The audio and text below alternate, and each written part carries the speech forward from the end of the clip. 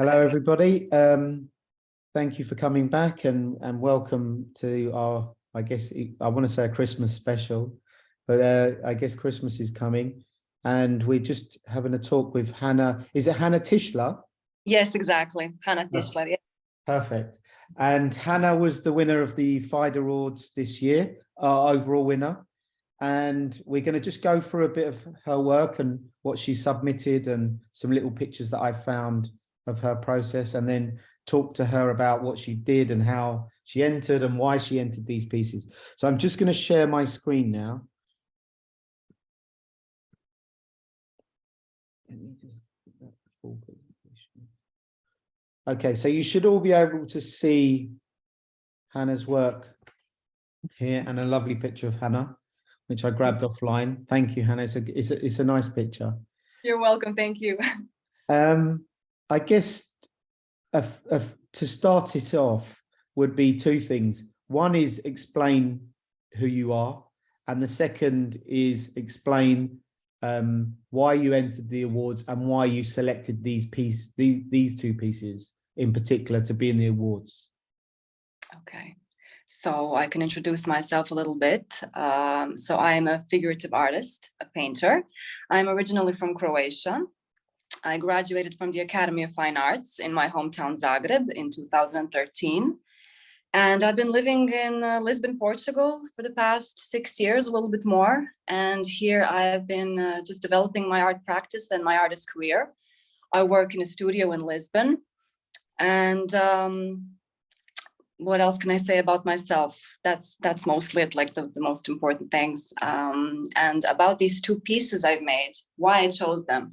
I've been following Fida. I was always pronouncing it Fida, but it's Fida, for a couple of years now. And I don't really consider myself to be a fashion illustrator. Above all, I am a painter who loves to draw a lot. But my work is very much inspired by fashion, and the majority of my muses come from fashion magazines such as Vogue and fashion photographers and Instagram pages that are just inspired by fashion. So fashion definitely plays an important role in my life as well as my art practice. I love drawing portraits, and I found this as a great opportunity to showcase my work. And what really inspires me a lot is African women, African culture.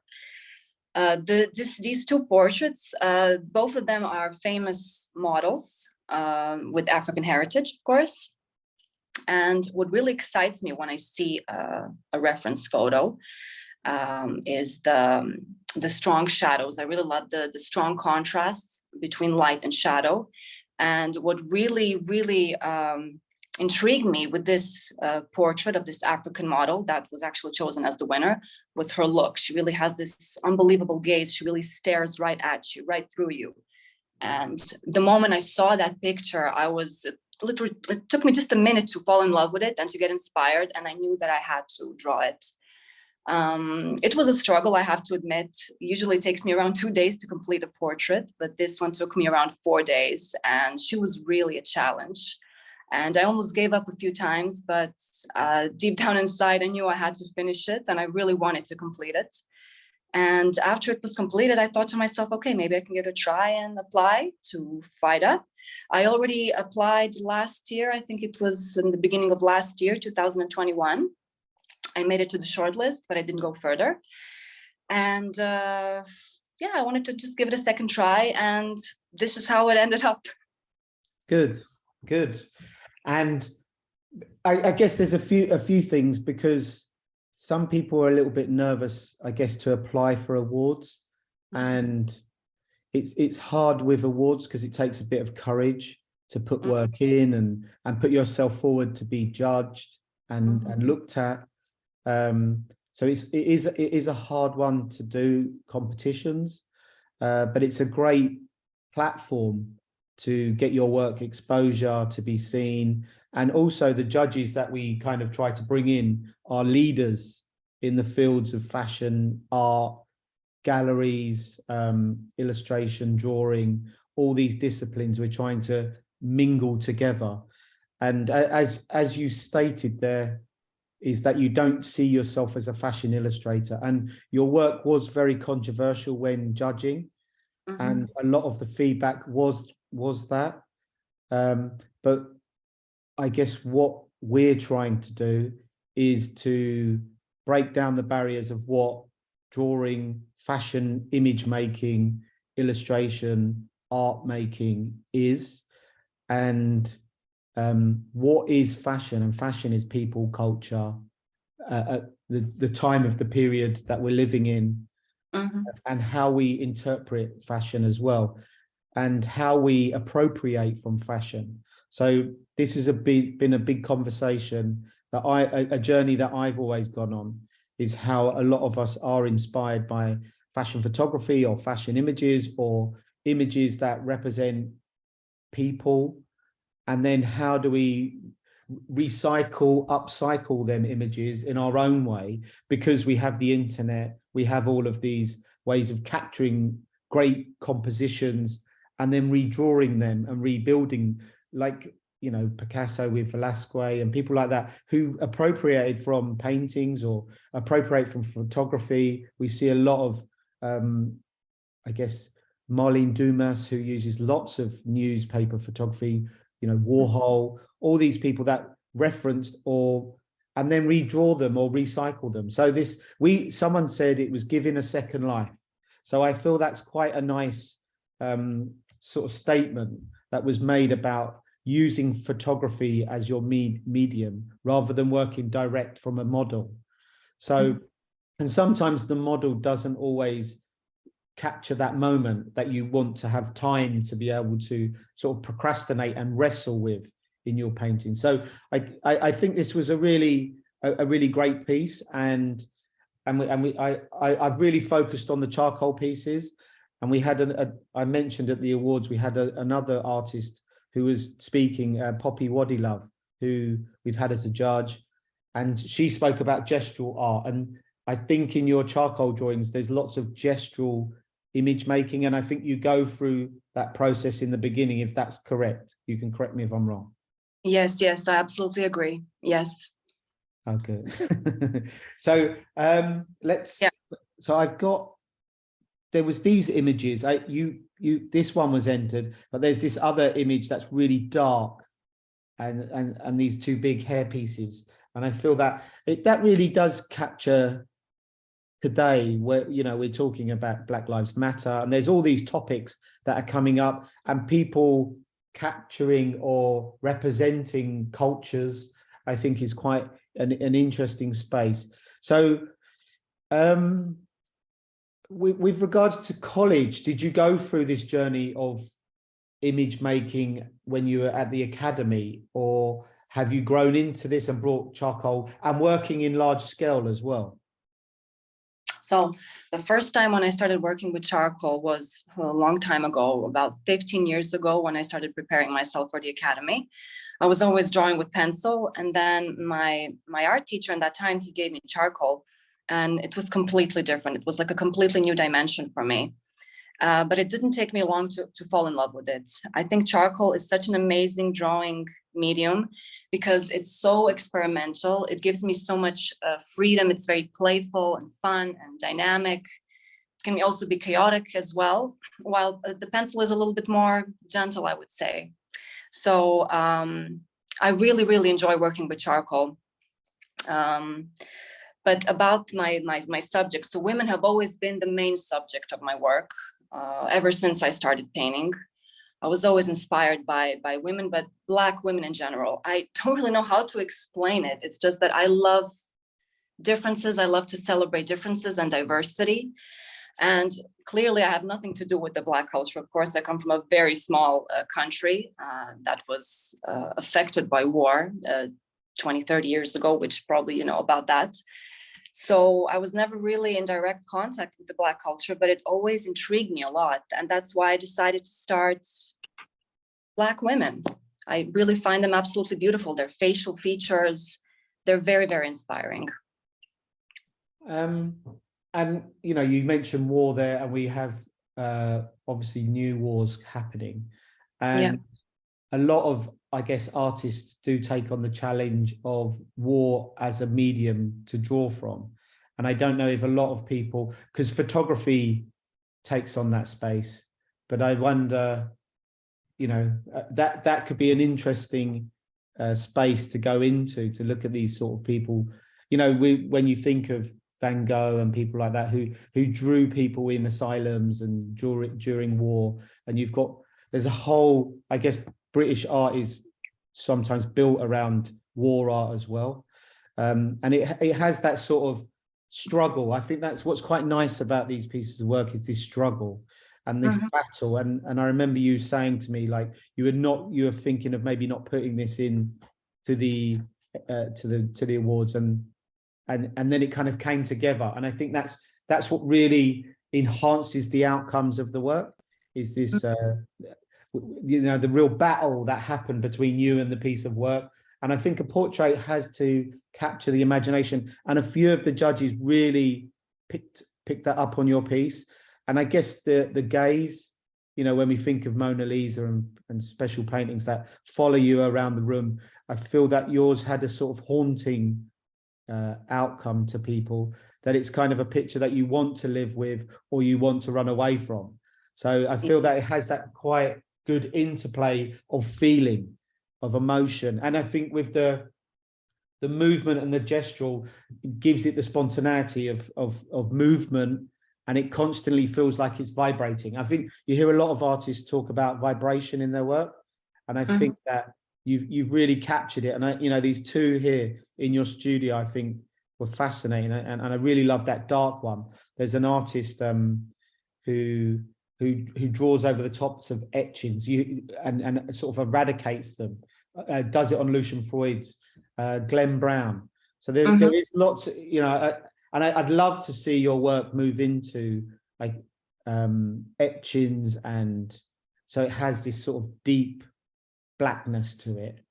It'd be interesting to see your work as large etchings. I don't know if you've ever taken on etchings as a way of printmaking. No, never, actually, never. But I would love to try, definitely. Yes. So I think because you can get the subtleties of the blacks in etchings. Yes. So I feel that would be a great space for you to sort of. We have another artist who's been like a resident artist who works in aqua tints, and so we're really trying to celebrate people that are using fine art mediums for image making. So maybe you could look her up, because you can see what she's doing, small pieces. Sophie Speyer. So it's interesting to see from Sophie Speyer is her name, and you'll see her on our journal, just to see how it. And then I found these pieces. I kind of backtrack a little bit of your history on Instagram, because that seems to be like a documentary, and you can see these are sort of early bird versions before you went dark, and maybe you changed the people, or because you can see the sort of Asian, you can see the more African, maybe that's Indian on the left. I think you were looking for your characters, I guess. Exactly. These were done for an exhibition, a group exhibition in Scotland last year in September. So the girl told me, the curator of the exhibition, what she wants, that she wants like different faces of women from different cultural backgrounds. So, you know, that's why I made these pieces, but I didn't really have a lot of time, and I like to take my time when I search for reference photos. Most of the times the best ones just come up to me completely unexpected, like this winning portrait.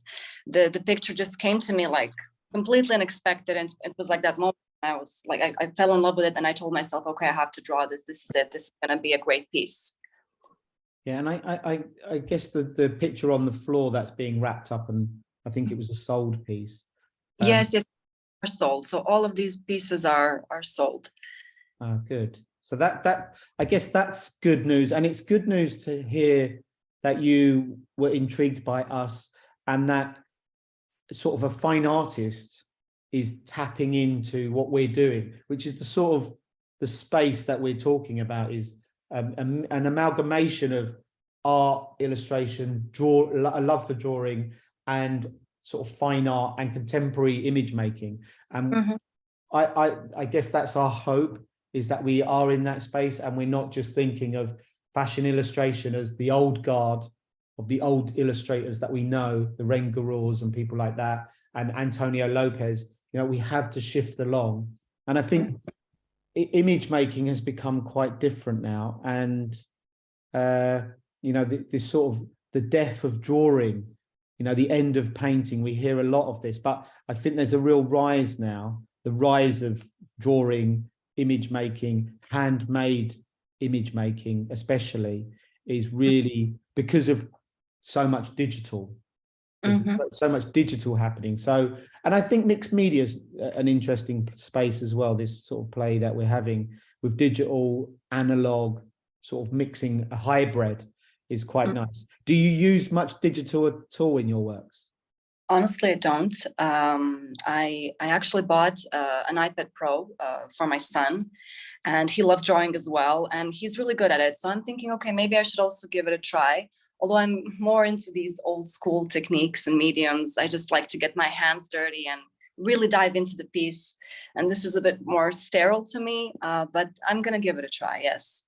Yeah, it's hard. I've had to go on the iPad a few times, and I still haven't cracked the code. Yeah. Okay. I think it depresses me once I use an iPad. So yes. I just feel that there's no real connection, even though my studio will fill up with lots of pieces of paper.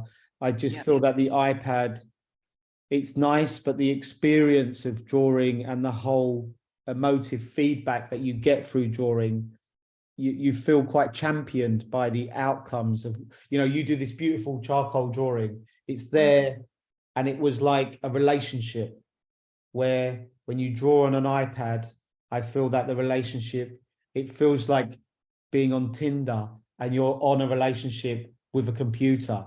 And I feel that's the analogy that I just thought of now.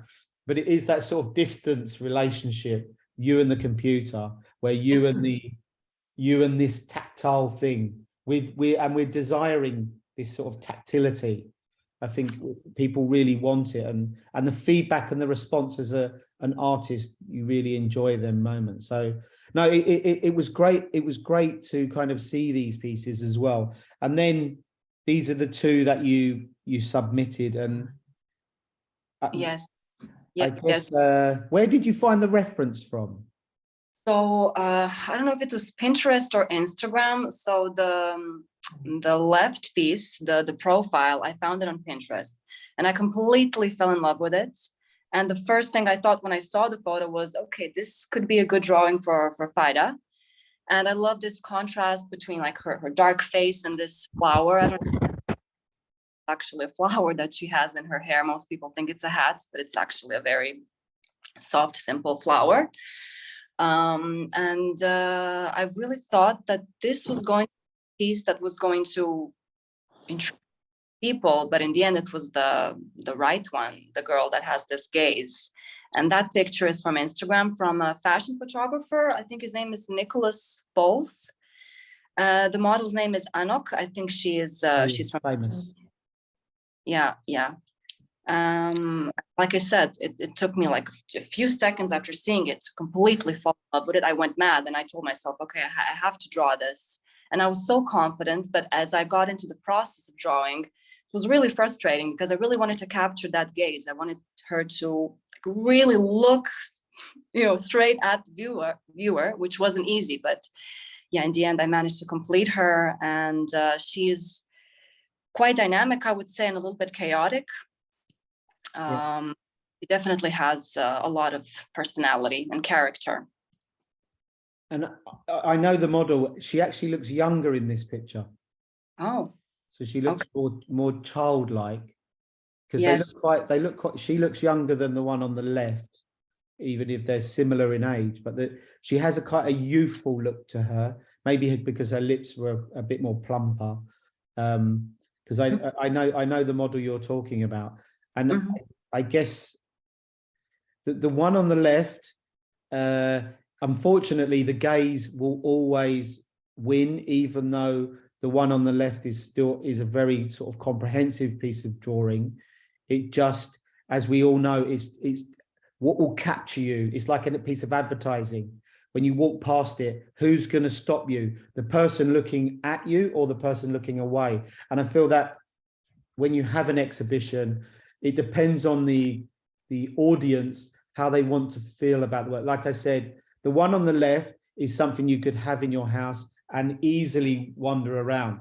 But the one on the right, which was the winning piece, is more of an attitude that's talking to you constantly, and you have to live with it. And I think that's the sort of conversation people have with art, is do they want to live with it or have a conversation with it, that every day you look at it and it's kind of giving you this attitude back.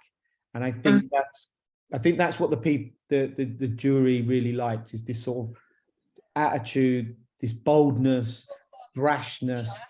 And I liked that it was the black and whiteness of it really captured the imagination of the sort of judges, rather than it being a colorful image, because there was, there's lots of color, and I guess this sort of monochromatic approach really helped out. So yeah, so I think because we keep these quite short, so this is the final piece.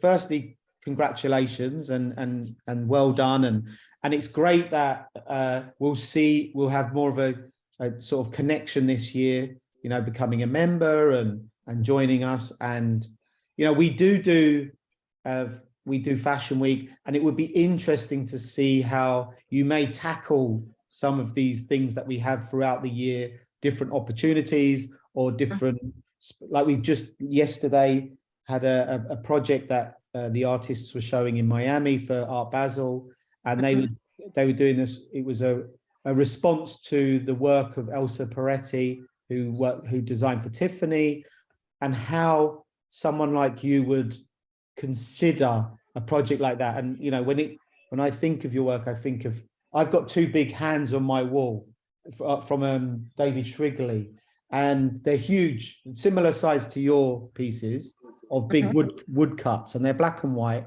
And I'm just thinking how I would imagine you drawing jewelry on the face, or a big hand, these huge hands, and it'd be nice to see how you might approach some of the projects or the outcomes that we have coming up for next year. So that I'm really excited to join all these projects. I think it's going to be a very exciting year ahead of me. Yeah. So I'm very much looking forward to all of that. Brilliant. So as I said, we keep these short and sweet, so because we know everybody has a busy day and a busy life, and it's great that we got to speak to you. I'm trying to think if there was anything else magical. Let's see if there's any, because I saw some bits coming up in the chat. So okay, let me just stop sharing. Okay. If anyone had any questions. No, I guess it says spectacular. I think that's Montserrat writing it in 15 different languages. But if anyone has any questions, you can write it in the chat. Do you always work large? With charcoal, yes. I think with charcoal, you need to work on large formats, because otherwise it's just not working, especially because really thick charcoal willow sticks, and it makes no sense to work on small formats. I'm even considering on moving on to even larger formats. I usually work on 70 by 100 centimeter formats, which I think is optimal, and I can very easily buy it and ship it. But I would like to move on to really, really large scale papers. And have you, because there's an artist who I follow called Christina Bamban. I don't know if you know her. She's and she works with charcoal and then sort of black paint, and then works over the top with paint. Okay. Quite an interesting artist. She's just had a show with the Peroni Museum or something. But look her up, Christina Banban, Banban. Really interesting artist. She's going to be a rising star, and she does always figurative female. So I feel that she's like going to be the sort of new Jenny Saville. but much more loose, gestural, like yourself, abstract. And she's young, and she's right in the mix with all the big guns of who she just showed with Basilitz, who's very abstract and graphic. Also Cause. So you've got this mix of artists that she's kind of working with. But have a look at her. She's really interesting how she's mixing, and she's working with women as her referencing, and more figurative, because I know you do figurative as well, but I've seen mainly figurative with the paintings. I saw an interest, and your selection of images are quite interesting. You've got this like female lifting up her underwear or swimsuit, and it reminded me of Kanye West's video with the dancer. I don't know if you've seen that. Yes, yes. The thing is that I am very much inspired by female energy and sensuality. And the collection I launched in May was called Mermaids, Sereias in Portuguese. So it's about capturing the female sensuality. It's all about bodies and the summer vibes and And I liked the sort of braveness of it, and it was quite. I think it's quite current with looking at what people, because there's lots of programs on telly at the moment talking about Instagram and women being too sexual or using their bodies on My Fans and all these different websites to make money from their bodies. And there's a book that people may have read on here was John Berger. And John Berger, the Ways of Seeing by John Berger was a famous book. And there's a part in it where he talks about women as objects. And you tap into that a little bit. Like, I feel that your work is looking at current topics. There's another artist called Gina Beavers who does similar. She looks at people eating burgers or different, but makes them 3D. So I don't know, is that true? Like, because your painterly work taps into them little areas. So I don't like to sexualize women, and there's a big difference between sexuality and sensuality. So I like to keep my ladies, sensual instead of sexual. So there is a little bit of a difference. I mean, so I guess it depends on the viewer. Huh? It depends on the viewer. Yes, it's true. It's true. It's true. And and especially because, as I already said, maybe I celebrate diversity, and it's not just about the skin color; it's also about the body shapes. And people were telling me, okay, the paintings are great, but they're mostly skinny women. Just I don't know. It's when I see a reference photo that inspires me, I just feel the need to paint it. But hopefully soon in the future, I will include also different body shapes in my paintings. Why not? I mean, it's beautiful.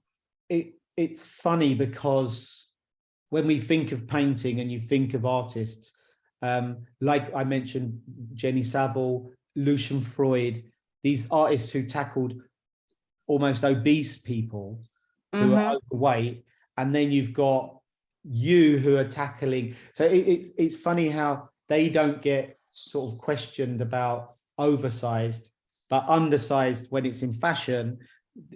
It's like, oh, well, there's a victim here, where it's just a different form of the figure. If you think of Somalian people who are quite thin and frail, doesn't mean that they can't be appreciated or viewed as. And I think that's what you, and also I think your drawings sometimes celebrate people who like, well, this is my vision, is that it's sort of a person who exercises, who enjoys physical. That's why I spoke about the Kanye West video. It reminded me of that, because she's kind of in there, she's pumped.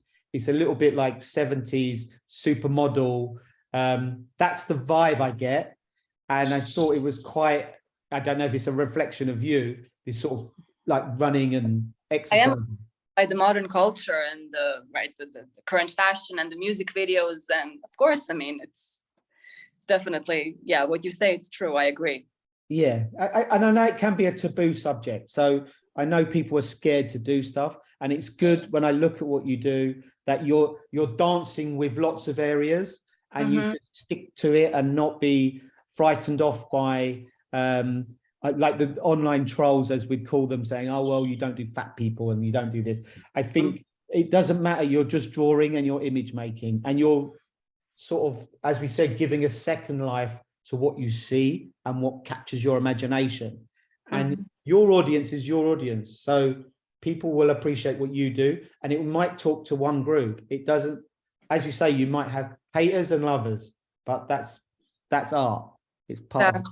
Exactly. But good. I think the only question was, do you work live? And spectacular. So we're good there. But thank you, Hana. And I'm looking forward to seeing more work and bigger pieces and even bigger. And it's great to see you in the studio working really live and almost grappling with art. You know, well done and congratulations. And, you know, it was a brilliant piece of work. Thank you. I appreciate it a lot. Thank you so much. Lovely. Okay. Have a good day. Thank you. Bye-bye, everybody. Bye-bye. Bye-bye.